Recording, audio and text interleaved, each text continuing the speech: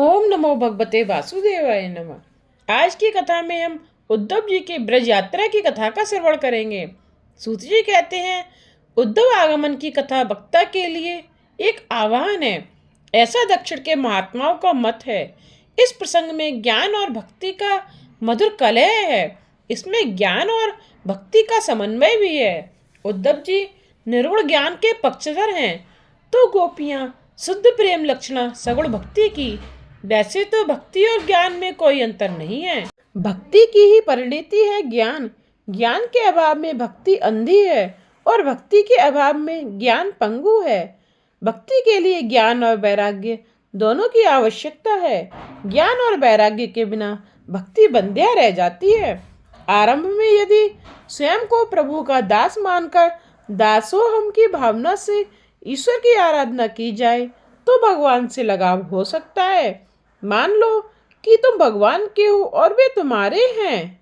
ऐसी अनुभूति होने पर ही देहभान भूलता है और तब मैं का अस्तित्व मिट जाता है तथा मात्र भगवान का ही अस्तित्व अनुभूत होने लगता है और आगे चलकर भगवान से तादात्म्य बढ़ता जाता है। भक्ति ज्ञान है और ज्ञान भक्ति है। वे जब एक हो पाते हैं तभी जीवन सार्थक हो जाता है। कुछ ज्ञानी मानते हैं कि उनको भक्ति की आवश्यकता नहीं है, वे भक्ति का तिरस्कार करते हैं। इसी प्रकार कुछ भक्तजन ज्ञान और वैराग्य की उपेक्षा करते हैं। इन दोनों के दृष्टिकोण गलत हैं। भक्ति और ज्ञान परस्पर एक दूसरे के पूरक हैं। एक के अभाव में दूसरा पंगु बन जाता है। भक्ति और ज्ञान उभय की आवश्यकता है। ज्ञान वैराग्य के सहित भक्ति होनी चाहिए। वैराग्य के बिना भक्ति कच्ची रह जाती है। दोनों को एक दूसरे की अपेक्षा है। उद्धव ज्ञानी तो थे, किंतु उनके ज्ञान को भक्ति का साथ नहीं था। भक्ति रहित ज्ञान अभिमानी बनाता है, भक्ति ज्ञान को नम्र बनाती है। भक्ति का साथ ना हो तो ज्ञान अभिमान के द्वारा जीव को उद्धत बना देगा। ब्रह्म ज्ञान होने पर भी यदि स्वरूप प्रीति नहीं होगी तो ब्रह्मानुभव नहीं होगा। सच्चा ज्ञानी वह है जो परमात्मा से प्रेम करता है। ज्ञानी होने के बाद धन प्रतिष्ठा आश्रम आदि आ गए तो पतन ही होगा। ज्ञानी को भक्ति की आवश्यकता है। जीव ईश्वर से जब प्रगाढ़ प्रेम करने लगे तभी वे उसको अपने मूल रूप का दर्शन कराते हैं। मनुष्य अपनी सारी धन संपत्ति केवल निजी व्यक्ति को ही बताता है। भगवान का भी वैसा ही है। वे भी अपने सच्चे भक्त को ही अपना सच्चा स्वरूप दिखलाते हैं। जब साधारण व्यक्ति भी अपने प्रेमी के बिना किसी को अपना अंतर नहीं दिखलाता है तो भगवान भी अपने भक्त के बिना किसी दूसरे को अपना रूप क्यों दिखलाएं। भक्ति के बिना ज्ञान और ज्ञान के बिना भक्ति अपूर्ण है। भक्ति को यदि ज्ञान का साथ ना होगा तो ईश्वर की सर्वव्यापकता का अनुभव नहीं हो पाएगा। एक ही वस्तु में ईश्वर का अस्तित्व मानने वाला वैष्णव अधम है। हर कहीं ईश्वर को ही देखने वाला महान वैष्णव है। वैराग्य का साथ ना होगा तो भक्ति घर के किसी एकाध झरोके से ही ठाकुर जी को देखती रहेगी। यदि भक्ति को ज्ञान का साथ होगा तो कण कण में भगवान के दर्शन होंगे।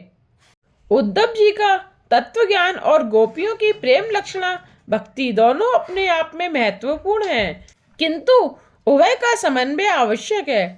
उद्धव जी की निष्ठा ज्ञान में है और गोपियों की प्रेम में। ज्ञान प्रेम के बिना शुष्क है, निरर्थक है। परमात्मा का ज्ञान होने पर भी यदि उनके साथ प्रेम नहीं हो पाएगा तो परमात्मा का अनुभव नहीं हो पाएगा। ज्ञान प्राप्ति होने पर भी प्रेम की प्राप्ति तो करनी ही होगी। गोपियां प्रेम की ध्वजा है तो उद्धव जी ज्ञान की मूर्ति। ज्ञान भक्ति और वैराग्य तीनों का समन्वय होने पर ही परमात्मा से साक्षात्कार होगा। उद्धव जी ज्ञानी तो थे पर उनका हृदय प्रेम शून्य था, शुष्क था, अतः उन्हें अलौकिक आनंद नहीं मिलता था। ज्ञान चर्चा का नहीं, अनुभव का विषय है। ज्ञानी कभी कभी अभिमानी बन जाता है, भक्त हमेशा नम्र बना रहता है। नम्रता ही भक्ति का आसन है। भक्त स्वयं को जगत का सेवक मानता है।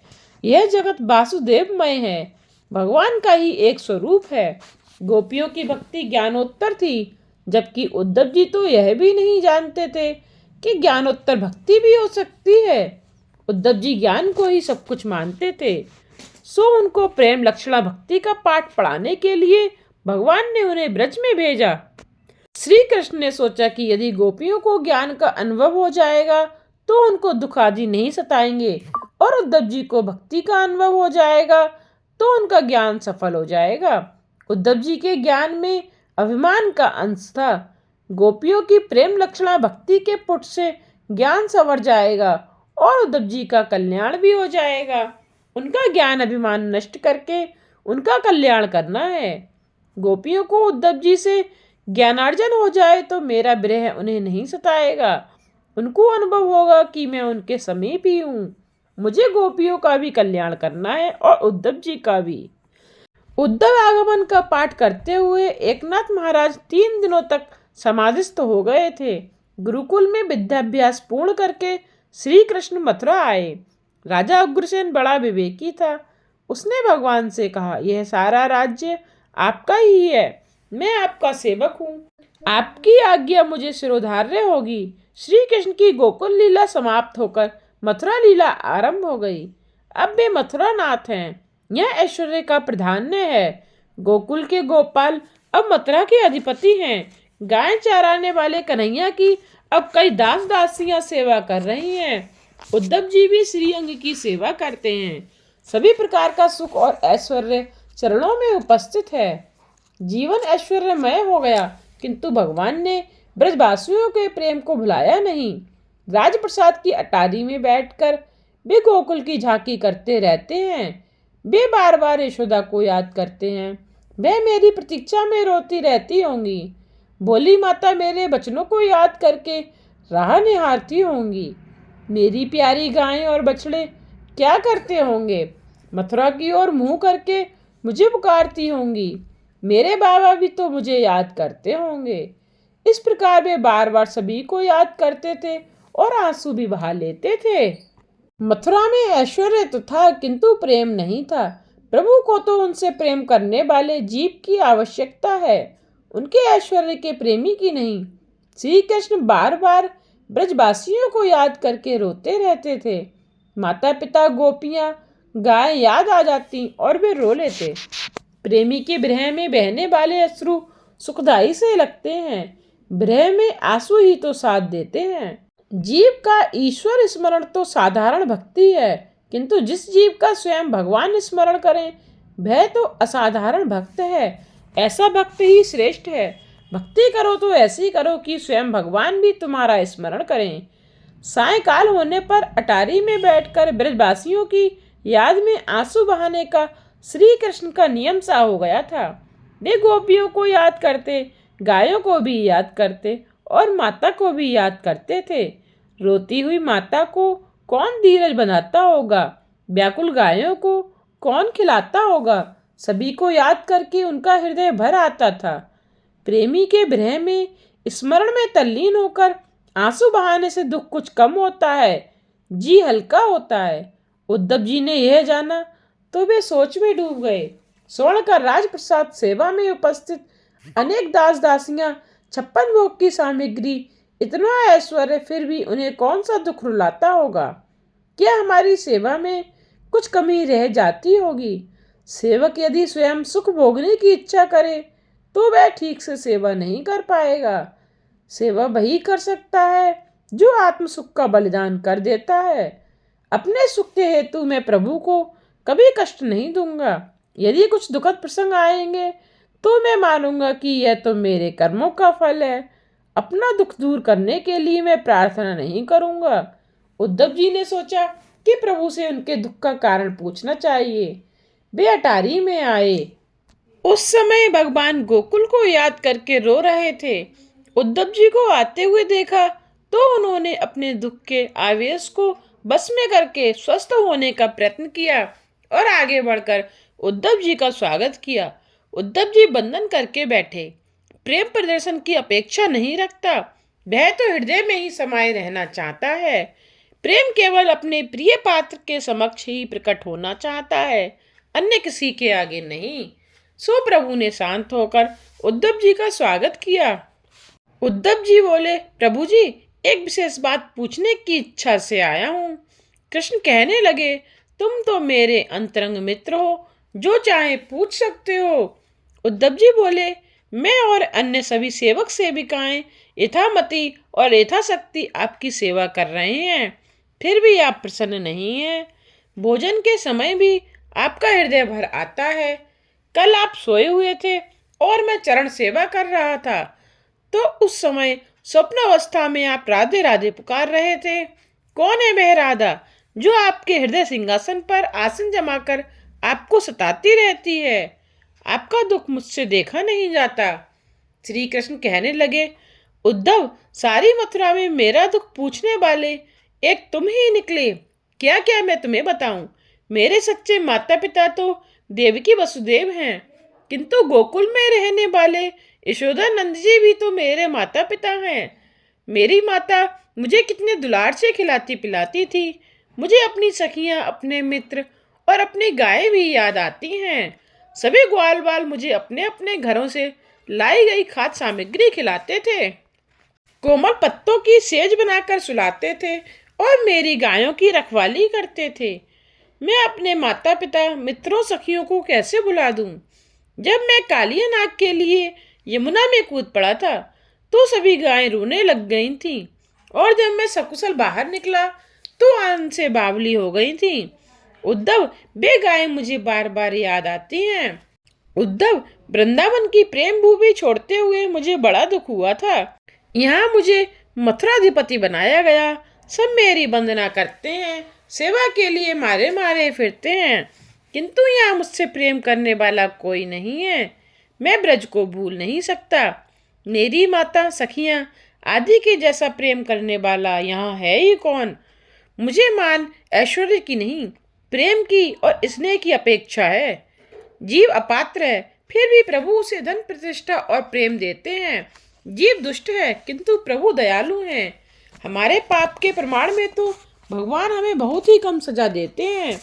मनुष्य आंख और मन से इतना तो पाप करता रहता है कि यदि उन सारे पापों की सजा भगवान हमें दे, तो हमको पीने का पानी तक ना मिले।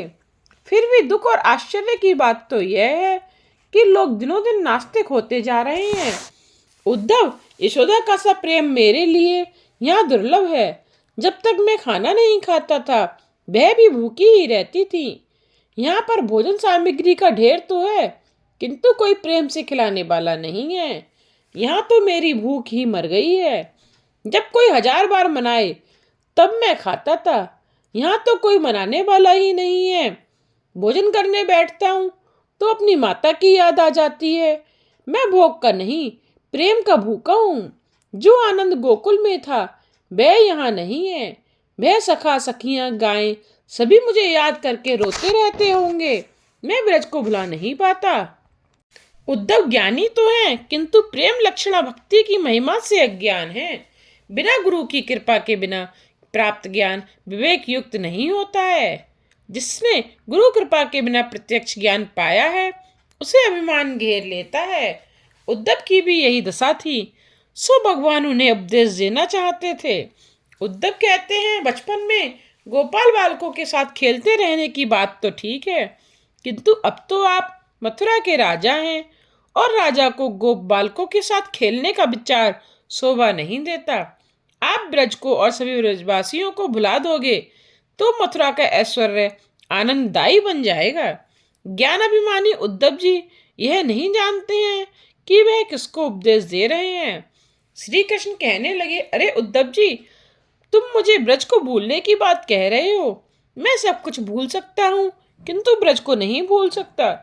ब्रजवासी भी तो मुझे बहुत याद करते होंगे। प्रेम अन्योन्य होता है। हाँ, ब्रज भूलने का एक उपाय है। यदि वे मुझे भूल जाएं, तो मैं उन्हें भूल सकता हूँ। उद्धव जी, तुम ब्रज जाओ, वहां उनको वेदांत का उपदेश दो और उनसे कहो कि वे मुझे भुला दें। यदि वे मुझे भुला नहीं पावेंगे, तो मैं भी उन्हें भुला नहीं पाऊंगा। संसार के सभी सुखों का त्याग करके वे सब मेरे लिए ही जी रहे हैं। मैंने वापस जाने का वायदा किया था, सो वे मेरी प्रतीक्षा में प्राण टिकाए रहे हैं। तुम उनको उपदेश देकर निराकार ब्रह्मा के उपासक बना दो। वैसा होने पर वे मुझे भूल जाएंगे और मैं उनको मोह एक पक्षीय होता है, किंतु प्रेम पारस्परिक होता है, अन्योन्य होता है। भक्तिहीन ज्ञानी बाचाल होता है। भक्ति युक्त ज्ञानी मौन रहकर अध्ययन करता है। उद्धव जी के पास ज्ञान तो था, किंतु भक्ति नहीं थी। वे कहने लगे, मुझे वहां भेजने के बदले प्रति सप्ताह एक एक पत्र भेजते रहिए, वे आपको पत्र लिखेंगे। इस तरह पत्र व्यवहार से प्रत्यक्ष मिलन जैसा आनंद होगा। प्रेम का संदेश पत्र से पूर्णतः तो कैसे पहुंचाया जा सकता है? प्रेम तो प्रत्यक्ष मिलन पर ही पूर्ण व्यक्त किया जा सकता है। पत्र में इच्छा के अनुसार सब कुछ कैसे लिखा जा सके? पत्र में लिखते समय बहुत सी मर्यादाएं बाधक हो जाती हैं। प्रेम तत्व से उद्धव जी परिचित नहीं है। पत्र में लिखा जाता है, हमेशा याद करने वाली। अरे ऐसा कभी हो सकता है? विचार और व्यवहार में अंतर होता है, सो पत्र में सब कुछ खुलकर सच्चा लिखा नहीं जा सकता। उद्धव जी क्या जाने कि श्री कृष्ण और गोपी तो एक ही हैं। वे पत्र लिखने का आग्रह करते हैं। ज्ञानी पुरुष भक्त हृदय की बात नहीं जानते। उद्धव जी प्रेम का रहस्य जानते ही नहीं थे। श्री कृष्ण कहने लगे, उद्धव जी, पत्र लिखने का तो मैंने कई बार प्रयत्न किया, किंतु लिख ही नहीं पाया। लिखूं तो क्या लिखूं? मैं अपनी माता को पत्र के टुकड़े से कैसे धीरज बनाऊं? वह तो मुझे निहार कर, गले लगाकर, खिला पिलाकर ही शांत और संतुष्ट हो सकती हैं। श्री कृष्ण ने कई बार यशोदा को पत्र लिखना चाहा, किंतु वे ऐसा सोचकर रुक जाते कि पत्र पढ़कर माता और अधिक याद करके दुखी होंगी। एक तो वह इधर आता नहीं है और पत्र भेजकर और दुखी करता है। कृष्ण पत्र में यशोदा शब्द लिखते ही रुक जाते, आगे कुछ लिखने जाते कि आंखों में आंसू आ जाते। प्रेम की भाषा ही न्यारी है। प्रेम भाषा और शब्द की सीमा से परे है। सच्चा प्रेम तो हृदय ही हृदय को सुन सकता है, पत्र द्वारा वह व्यक्त नहीं किया जा सकता। उद्धव जी कहने लगे, मेरी समझ में ही नहीं आता कि मैं क्या और कैसे लिखूं। सो तुम वृंदावन जाकर गोपियों को ब्रह्म ज्ञान देकर समझा बुझाकर मुझे भुलवा दो। मेरे माता पिता को भी सांत्वना देना। ब्रज में जाकर सभी को कहना, उद्धव जी, ये संसार के सभी वैभव तो हैं, किंतु हृदय का शुद्ध प्रेम यहाँ कहाँ है? मुझे यहाँ कोई आनंद नहीं है। उद्धव ने माना कि वे ज्ञानी हैं, सो उनको ब्रज भेजा जा रहा है। वे ज्ञानी तो थे, साथ साथ अभिमानी भी थे। वे कहते हैं, महाराज, वहां जाने में मुझे कोई आपत्ति तो नहीं है, किंतु गांव के अनपढ़ गंवार लोग मेरे वेदांत का ज्ञान समझ कैसे पाएंगे? मेरी वेदांत की चर्चा वे अनपढ़ गोपियां कैसे समझेंगी? मेरे तत्व ज्ञान का उपदेश बड़ा गहन है, सो मेरा वहां जाना निरर्थक ही है। ये वचन उद्धव जी के नहीं, उद्धव जी के ज्ञान के अभिमान के हैं। उन्हें अभिमान था कि वे बृहस्पति के शिष्य हैं और वेदांत के आचार्य हैं। श्री कृष्ण गोपियों की बुराई सह नहीं सके। उन्होंने उद्धव जी से कहा, उद्धव जी, मेरी गोपियां अनपढ़ नहीं, ज्ञान से परे हैं। वे पढ़ी लिखी तो अधिक नहीं है, किंतु शुद्ध प्रेम की ज्ञाता हैं। इसी कारण से वे मुझे प्राप्त कर सकी हैं। और क्या कहूँ? गोपियों का मन निरंतर मुझी से लगा हुआ है। उनका प्राण और जीवन मैं ही हूँ। मेरे लिए उन्होंने अपने पति, संतान, रिश्तेदारों का त्याग कर दिया है। वे मुझे अपनी आत्मा मानती हैं। उद्धव, मेरी गोपियां अनपढ़ होते हुए भी प्रेम की मूर्ति हैं, स्नेह की ज्योति हैं। प्रेम की रीति वे भली भांति जानती हैं। उद्धव, मेरी गोपियों को ज्ञान की आवश्यकता है और तुम्हें प्रेम की, भक्ति की, सो तुम्हें वहां जाना ही होगा। मात्र अकेले ज्ञान से या अकेली भक्ति से मनुष्य पूर्ण नहीं होता। जीवन में ज्ञान और भक्ति दोनों का समन्वय करके प्रेममय जीवन जीकर प्रभु की प्राप्ति करनी है। शब्द ज्ञानी को नम्र बनने में कुछ समय लगता है। उसके दिल में ज्ञान की अकड़ होती है। अभिमान उसे नम्र बनने से रोकता है। विनय अपने साथ सद्गुण लाती है और अभिमान दुर्गुण। भगवान जानते थे कि अभिमानी उद्धव गोपियों को बंधन तक नहीं करने देंगे। बंधन किए बिना कल्याण कैसे होगा? सो उन्होंने आदेश दिया कि गोपियों को बंधन करना।